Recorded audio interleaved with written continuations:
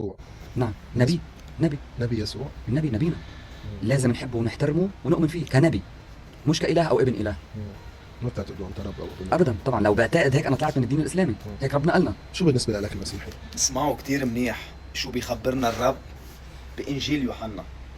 وكما رفع موسى الحية في البرية هكذا ينبغي أن يرفع ابن الإنسان لكي لا يهلك كل من يؤمن به بل تكون له الحياة الأبدية، لأنه هكذا أحب الله العالم.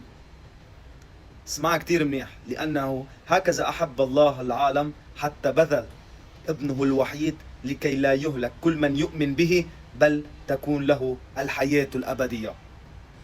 لأنه لم يرسل الله ابنه إلى العالم ليدين العالم بل ليخلص به العالم. سمعتوا؟ سمعت أنت بالذات؟ الذي يؤمن به لا يدان، والذي لا يؤمن قد دين، لأنه لم يؤمن باسم ابن الله الوحيد. بمين؟ لم يؤمن باسم ابن الله الوحيد.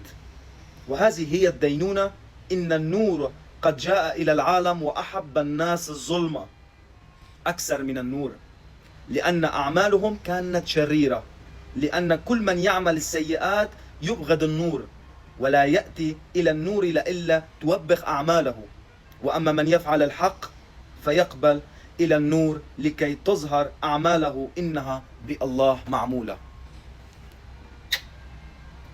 هيدي الكتاب بيلخص لنا كل شيء بهالحياة.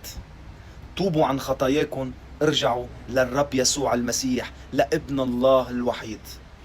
بحبكم كتير، باسم الآب والابن روح القدس إله واحد، آمين.